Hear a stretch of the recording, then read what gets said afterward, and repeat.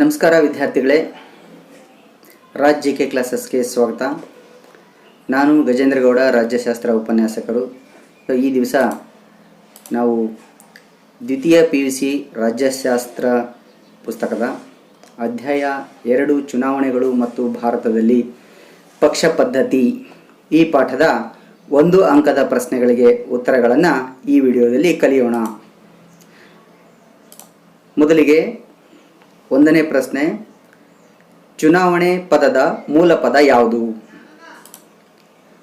ಮಕ್ಕಳೇ, ಈ ಚುನಾವಣೆ ಪದ ಲ್ಯಾಟಿನ್ ಭಾಷೆಯ ಎಲಿಜರೆ ಎನ್ನುವುದರಿಂದ ಬಂದಿದೆ. ಈ ಎಲಿಜರೆ ಎಂದರೆ ಆರಿಸು, ಆಯ್ಕೆ ಮಾಡು ಎಂದರ್ಥ. 2ನೇ ಪ್ರಶ್ನೆ, ಚುನಾವಣೆ ಎಂದರೇನು? ದೇಶದಲ್ಲಿನ ಎಲ್ಲ ಮತದಾರರು ತಮ್ಮನ್ನಾಳುವ ಪ್ರತಿನಿಧಿಗಳನ್ನು ತಾವೇ ಆಯ್ಕೆ ಮಾಡುವ ಪದ್ಧತಿಗೆ ಚುನಾವಣೆ ಎಂದು ಕರೆಯುತ್ತೇವೆ. 3ನೇ ಪ್ರಶ್ನೆ ನೋಡೋಣ. ಸಾರ್ವತ್ರಿಕ ಚುನಾವಣೆ ಎಂದರೇನು? ಶಾಸನ ಸಭೆಗಳಿಗೆ ಜನಪ್ರತಿನಿಧಿಗಳನ್ನು ಆರಿಸಲು ದೇಶದ ಎಲ್ಲ ಮತದಾರರು ನಿಯತಕಾಲಿಕವಾಗಿ ನಡೆಯುವ ಚುನಾವಣೆಗಳಲ್ಲಿ ಮತ ಹಾಕುವ ಪದ್ಧತಿಯನ್ನು ನಾವು ಸಾರ್ವತ್ರಿಕ ಚುನಾವಣೆ ಎನ್ನುತ್ತೇವೆ. ಉಪಚುನಾವಣೆ ಎಂದರೇನು? ಪ್ರಜೆಗಳಿಂದ ಚುನಾವಣೆಯ ಮೂಲಕ ಆಯ್ಕೆಯಾದ ಪ್ರತಿನಿಧಿಗಳು ಅವಧಿ ಮುಗಿಯುವ ಮುನ್ನ ರಾಜೀನಾಮೆ ನೀಡಿದರೆ, ಮರಣ ಹೊಂದಿದರೆ ಅಥವಾ ಇನ್ನಿತರೆ ಕಾರಣಗಳಿಗಾಗಿ ತನ್ನ ಸದಸ್ಯತ್ವ ಕಳೆದುಕೊಂಡರೆ ಆ ಸ್ಥಾನಕ್ಕೆ 6 ತಿಂಗಳ ಒಳಗಾಗಿ ನಡೆಯುವ ಚುನಾವಣೆಯನ್ನು ಉಪಚುನಾವಣೆ ಅಂತ ಕರೆಯುತ್ತೇವೆ. ಇನ್ನು ಮುಂದಿನ ಪ್ರಶ್ನೆ, ಮರುಚುನಾವಣೆ ಎಂದರೇನು? ಚುನಾವಣೆ ನಡೆಯುವ ಸಂದರ್ಭದಲ್ಲಿ ಮತಗಟ್ಟೆಯಲ್ಲಿ ಅಕ್ರಮ ನಡೆದರೆ, ಮತಗಟ್ಟೆಯನ್ನು ವಶಪಡಿಸಿಕೊಂಡರೆ, ಮತಪತ್ರಗಳನ್ನು ಕಸಿದುಕೊಂಡರೆ, ಚುನಾವಣಾ ಸಿಬ್ಬಂದಿಗೆ ತಮ್ಮ ಕರ್ತವ್ಯವನ್ನು ನಿರ್ವಹಿಸಲಿಕ್ಕೆ ಅಡ್ಡಿ ಉಂಟು ಮಾಡಿದರೆ ಅಥವಾ ಯಾವುದೇ ರೀತಿಯ ಅವ್ಯವಹಾರಗಳು ನಡೆದರೆ ಅಂಥ ಮತಗಟ್ಟೆಯಲ್ಲಿ ಚುನಾವಣೆಯನ್ನು ರದ್ದುಗೊಳಿಸಿ ಪುನಃ ಚುನಾವಣೆ ನಡೆಸುವುದನ್ನು ಮರುಚುನಾವಣೆ ಎನ್ನುತ್ತೇವೆ. 6ನೇ ಪ್ರಶ್ನೆ, ಮಧ್ಯಂತರ ಚುನಾವಣೆ ಎಂದರೇನು? ಒಂದು ನಿರ್ದಿಷ್ಟ ಅವಧಿಗೆ ಆಯ್ಕೆಯಾದ ಸರ್ಕಾರ ಪೂರ್ತಿ ಅಧಿಕಾರ ಅವಧಿ ಮುಗಿಯುವ ಮುನ್ನವೇ ನಾನಾ ಕಾರಣಗಳಿಂದ ಅಧಿಕಾರದಿಂದ ಕೆಳಗಿಳಿದಾಗ ಅಥವಾ ಶಾಸನ ಸಭೆಯ ಕೆಳಸದನ ವಿಸರ್ಜನೆ ಆದಾಗ ನಡೆಯುವ ಚುನಾವಣೆಯನ್ನು ಮಧ್ಯಂತರ ಚುನಾವಣೆ ಎನ್ನುತ್ತೇವೆ. 7ನೇ ಪ್ರಶ್ನೆ, ಪ್ರತ್ಯಕ್ಷ ಚುನಾವಣೆ ಎಂದರೇನು? ಅಥವಾ ಈ ಪ್ರಶ್ನೆಯನ್ನು ನೇರ ಚುನಾವಣೆ ಎಂದರೇನು ಎಂದು ಸಹ ಕೇಳಬಹುದು.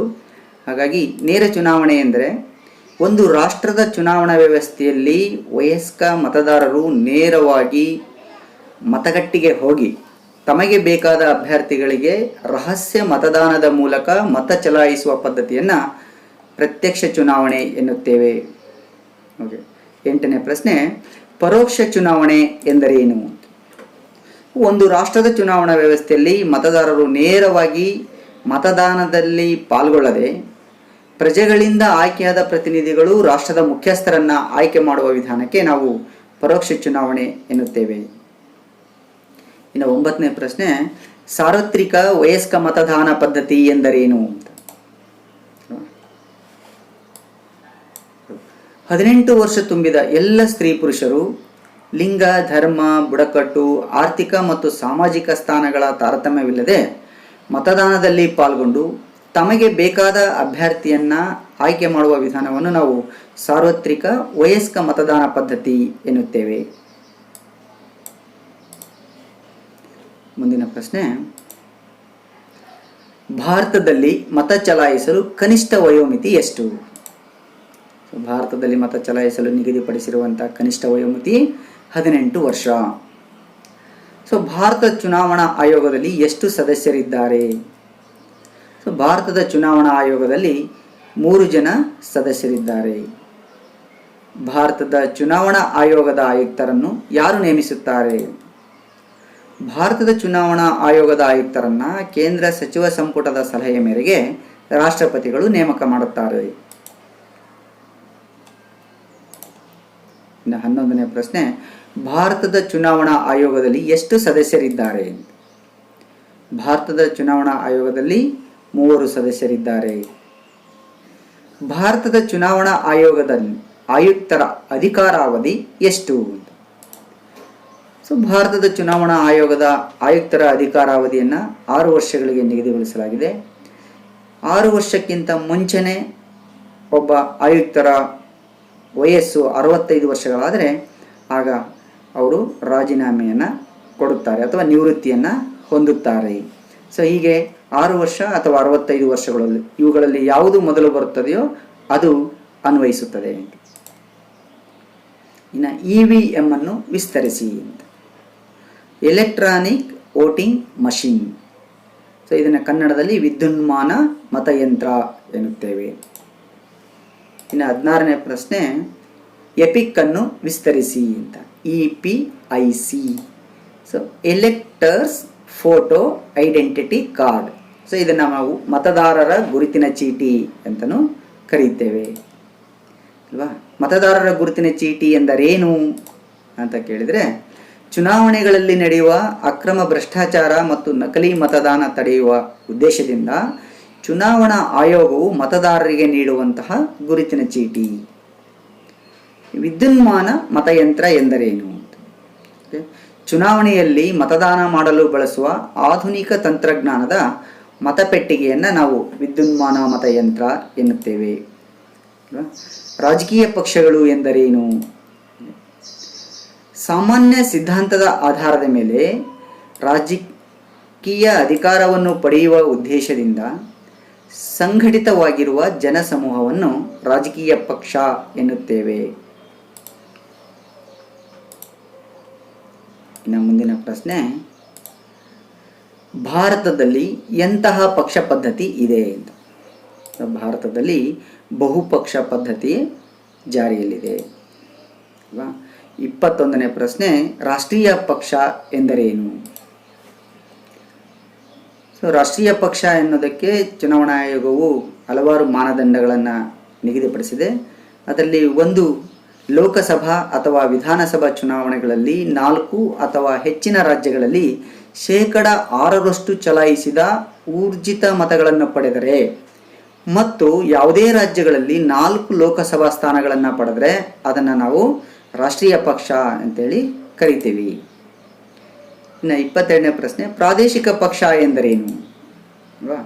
ಒಂದು ರಾಜ್ಯದ ವಿಧಾನಸಭೆಯ ಒಟ್ಟು ಸ್ಥಾನಗಳಲ್ಲಿ 3% ಸ್ಥಾನಗಳನ್ನು ಅಥವಾ ಕನಿಷ್ಠ 3 ಸ್ಥಾನಗಳನ್ನು ಗೆದ್ದರೆ ಅಂತಹ ಪಕ್ಷವನ್ನು ಪ್ರಾದೇಶಿಕ ಪಕ್ಷ ಎನ್ನುತ್ತೇವೆ. ಸೊ 23ನೇ ಪ್ರಶ್ನೆ, ಭಾರತ ರಾಷ್ಟ್ರೀಯ ಕಾಂಗ್ರೆಸ್ನ ಸ್ಥಾಪಕರು ಯಾರು? ಭಾರತದ ರಾಷ್ಟ್ರೀಯ ಕಾಂಗ್ರೆಸ್ನ ಸ್ಥಾಪಕರು ಎ.ಓ. ಹ್ಯೂಮ್ ಅಲ್ವಾ. ಇನ್ನು 24ನೇ ಪ್ರಶ್ನೆ, ಭಾರತದ ರಾಷ್ಟ್ರೀಯ ಕಾಂಗ್ರೆಸ್ ಯಾವಾಗ ಅಸ್ತಿತ್ವಕ್ಕೆ ಬಂದಿತು? 24 ಡಿಸೆಂಬರ್ 1885ರಂದು ಭಾರತ ರಾಷ್ಟ್ರೀಯ ಕಾಂಗ್ರೆಸ್ ಅಸ್ತಿತ್ವಕ್ಕೆ ಬಂದಿತು. 25ನೇ ಪ್ರಶ್ನೆ, NDA ಅನ್ನು ವಿಸ್ತರಿಸಿ. National democratic alliance. ಸೊ ಕನ್ನಡದಲ್ಲಿ ರಾಷ್ಟ್ರೀಯ ಪ್ರಜಾಸತ್ತಾತ್ಮಕ ಮೈತ್ರಿಕೂಟ ಅಂತ ಕರಿತೀವಿ. 26ನೇ ಪ್ರಶ್ನೆ, UPA ಅನ್ನು ವಿಸ್ತರಿಸಿ ಅಂತ. United progressive alliance.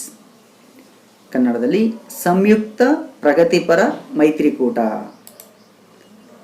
27ನೇ ಪ್ರಶ್ನೆ, ಪಕ್ಷಾಂತರ ಎಂದರೇನು?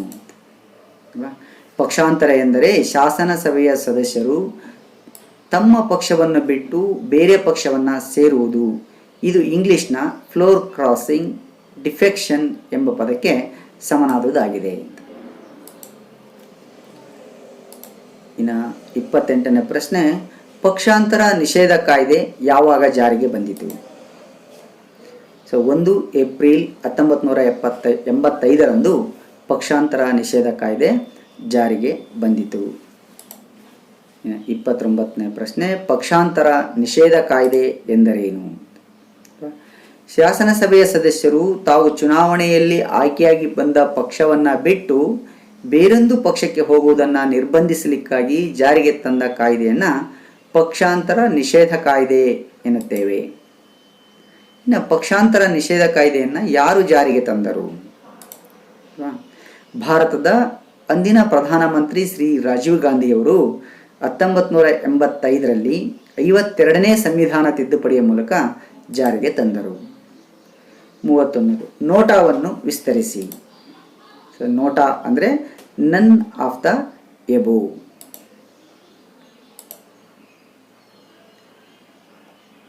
ಸೊ ಇನ್ನು 2 ಅಂಕದ ಪ್ರಶ್ನೆಗಳಿಗೆ ಉತ್ತರಗಳನ್ನು ನೋಡೋಣ.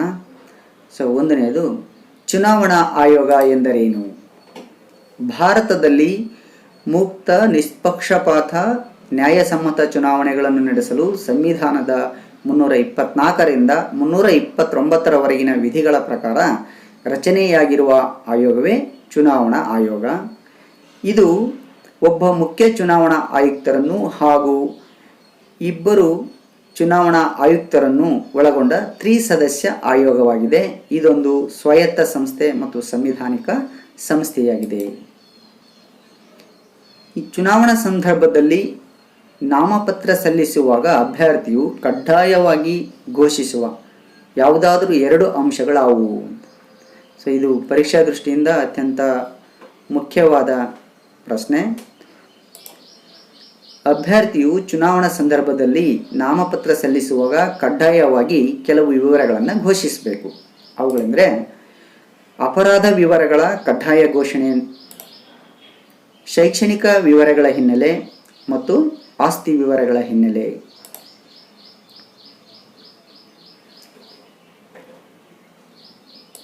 ಇನ್ನು ಮುಂದಿನ ಪ್ರಶ್ನೆ, ಚುನಾವಣಾ ಸುಧಾರಣೆಗಳಿಗೆ ಶಿಫಾರಸು ಮಾಡಿದ ಯಾವುದಾದರೂ 2 ಸಮಿತಿಗಳು ಯಾವುವು?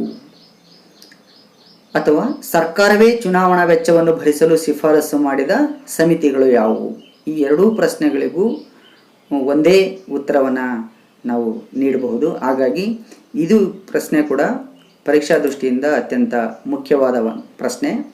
ಸೊ ಇದಕ್ಕೆ ಉತ್ತರ ವಾಂಚು ಸಮಿತಿ ಮತ್ತು ತಾರ್ಕುಂಡೆ ಸಮಿತಿ. ಅಂದರೆ ಚುನಾವಣಾ ಸುಧಾರಣೆಗಳಿಗೆ ಶಿಫಾರಸು ಮಾಡಿದ ಸಮಿತಿಗಳು ಅಂತ ಕೇಳಿದಾಗಲೂ ಕೂಡ ನಾವು ವಾಂಚು ಸಮಿತಿ ಮತ್ತು ತಾರ್ಕುಂಡೆ ಸಮಿತಿಗಳನ್ನು ಹೆಸರಿಸಬಹುದು. ಸರ್ಕಾರವೇ ಚುನಾವಣಾ ವೆಚ್ಚವನ್ನು ಭರಿಸಲು ಶಿಫಾರಸು ಮಾಡಿದ ಸಮಿತಿಗಳು ಯಾವುವು ಅಂತ ಕೇಳಿದರೂ ಕೂಡ ವಾಂಚು ಸಮಿತಿ ಮತ್ತು ತಾರ್ಕುಂಡೆ ಸಮಿತಿಗಳನ್ನು ಹೆಸರಿಸಬಹುದಾಗಿದೆ. ಇನ್ನು ರಾಜಕೀಯ ಪಕ್ಷಗಳ 2 ಕಾರ್ಯಗಳನ್ನು ಬರೆಯಿರಿ. ಸೊ ರಾಜಕೀಯ ಪಕ್ಷಗಳ ಮುಖ್ಯ ಉದ್ದೇಶ ಅಧಿಕಾರವನ್ನು ಹಿಡಿಯುವುದು. ಆದ್ದರಿಂದ ಅವುಗಳು ಈ ಕೆಳಗಿನ ಕಾರ್ಯಗಳನ್ನು ನಿರ್ವಹಿಸುತ್ತವೆ. ಒಂದನೆಯದು, ಚುನಾವಣಾ ಪ್ರಣಾಳಿಕೆಗಳನ್ನು ಸಿದ್ಧಪಡಿಸುವುದು, ಅಭ್ಯರ್ಥಿಗಳನ್ನು ಆಯ್ಕೆ ಮಾಡುವುದು, ರಾಷ್ಟ್ರೀಯ ಶಿಕ್ಷಣ ಮತ್ತು ಅರಿವನ್ನು ಪ್ರಜೆಗಳಲ್ಲಿ ಮೂಡಿಸುವಂಥ ಕೆಲಸವನ್ನು ನಿರ್ವಹಿಸ್ತವೆ. ಇನ್ನು ಸಾರ್ವಜನಿಕ ಅಭಿಪ್ರಾಯವನ್ನು ತಮ್ಮ ಪಕ್ಷದ ಪರವಾಗಿ ರೂಪಿಸುವಂತಹ ಕೆಲಸವನ್ನು ಕೂಡ ರಾಜಕೀಯ ಪಕ್ಷಗಳು ಮಾಡುತ್ತವೆ. ಇನ್ನು ಸರ್ಕಾರ ರಚನೆ ಮತ್ತು ನಿರ್ವಹಣೆ, ಅಧಿಕಾರವನ್ನು ಪಡೆದು ಸರ್ಕಾರವನ್ನು ರಚನೆ ಮಾಡ್ತವೆ ಮತ್ತು ಆ ಸರ್ಕಾರದ ನಿರ್ವಹಣೆಯನ್ನು ರಾಜಕೀಯ ಪಕ್ಷಗಳು ನಿರ್ವಹಿಸ್ತವೆ. ಇನ್ನು ಮುಂದಿನ ಪ್ರಶ್ನೆ, ಸಮ್ಮಿಶ್ರ ಸರ್ಕಾರ ಎಂದರೇನು? ಸೊ ಚುನಾವಣೆ ನಡೆದು ಫಲಿತಾಂಶ ಪ್ರಕಟವಾದಾಗ ಯಾವುದೇ ಒಂದು ರಾಜಕೀಯ ಪಕ್ಷ ಸರ್ಕಾರ ರಚನೆ ಮಾಡುವಷ್ಟು ಬಹುಮತ ಪಡೆಯದಿದ್ದಾಗ ಹಲವು ರಾಜಕೀಯ ಪಕ್ಷಗಳು ಸೇರಿ ರಚನೆ ಮಾಡುವ ಸರ್ಕಾರವನ್ನು ನಾವು ಸಮ್ಮಿಶ್ರ ಸರ್ಕಾರ ಎನ್ನುತ್ತೇವೆ. ಸೊ ಸಮ್ಮಿಶ್ರ ಸರ್ಕಾರ ಯಾವಾಗ ರಚನೆಯಾಗುತ್ತದೆ? ಯಾವುದೇ ಒಂದು ಪಕ್ಷಕ್ಕೆ ಸ್ಪಷ್ಟ ಬಹುಮತ ಬರದೇ ಇದ್ದಾಗ ಹಲವಾರು ರಾಜಕೀಯ ಪಕ್ಷಗಳು ಸೇರಿ ಮೈತ್ರಿಕೂಟವನ್ನು ರಚಿಸಿಕೊಂಡು ಸರ್ಕಾರವನ್ನು ರಚನೆ ಮಾಡಿದಾಗ ಸಮ್ಮಿಶ್ರ ಸರ್ಕಾರ ರಚನೆಯಾಗುತ್ತದೆ. ಉದಾಹರಣೆಗೆ NDA ಸರ್ಕಾರ, UPA ಸರ್ಕಾರಗಳು. ಇನ್ನು ಮುಂದಿನ ಪ್ರಶ್ನೆ, ರಾಷ್ಟ್ರೀಯ ಪಕ್ಷಗಳನ್ನು ಹೆಸರಿಸಿ. ಭಾರತದಲ್ಲಿ ಪ್ರಸ್ತುತ 8 ರಾಷ್ಟ್ರೀಯ ಪಕ್ಷಗಳಿವೆ. ಅವುಗಳಲ್ಲಿ all India Trinamool Congress, BJP, BSP, Indian national Congress, CPI, CPIM ಮತ್ತು NCP ಹಾಗೂ NPP ಪಕ್ಷಗಳು. ಇವುಗಳನ್ನು ನಾವು ರಾಷ್ಟ್ರೀಯ ಪಕ್ಷಗಳು ಅಂತ ಕರಿತೀವಿ. ಇನ್ನು ಪ್ರಮುಖ ಪ್ರಾಂತೀಯ ಪಕ್ಷಗಳು ಯಾವುವು ಅಥವಾ ಪ್ರಾದೇಶಿಕ ಪಕ್ಷಗಳು ಯಾವುವು ಅಂತ ನೋಡೋದಾದರೆ DMK, AIDMK, RJD, national conference, Shiv Sena, Telugu Desam ಪಕ್ಷ, YSR ಕಾಂಗ್ರೆಸ್ ಮತ್ತು JDS. ಓಕೆ, ಇಲ್ಲಿಯವರೆಗೂ 1 ಅಂಕದ ಮತ್ತು 2 ಅಂಕದ ಪ್ರಶ್ನೆಗಳಿಗೆ ಉತ್ತರಗಳನ್ನು ಕಲಿತಿದ್ದೀರಿ ವಿದ್ಯಾರ್ಥಿಗಳೇ. ಸೊ ಈ ವಿಡಿಯೋ ಸ್ವಲ್ಪ ಫಾಸ್ಟಾಗಿ ಮೂವ್ ಆಗಿದ್ದರೆ ನೀವು ವಿಡಿಯೋವನ್ನು ಪಾಸ್ ಮಾಡುವ ಮೂಲಕ ಒಂದೊಂದೇ ಪ್ರಶ್ನೆಗಳಿಗೆ ಉತ್ತರಗಳನ್ನು ಪುನರ್ಮನನ ಮಾಡಿಕೊಳ್ಳಿ ಅಂತ ಹೇಳ್ತಾ ಈ ವಿಡಿಯೋ ನಿಮಗೆ ಇಷ್ಟ ಆಗಿದ್ದರೆ ರಾಜ್ ಜಿ ಕೆ ಕ್ಲಾಸಸ್ಗೆ ಸಬ್ಸ್ಕ್ರೈಬ್ ಆಗಿ ಮುಂದಿನ ವಿಡಿಯೋಗಳನ್ನು ನಿಮಗೆ ತಲುಪಿಸಲಿಕ್ಕೆ ಸಹಾಯ ಆಗುತ್ತೆ. ಓಕೆ, ಧನ್ಯವಾದಗಳು.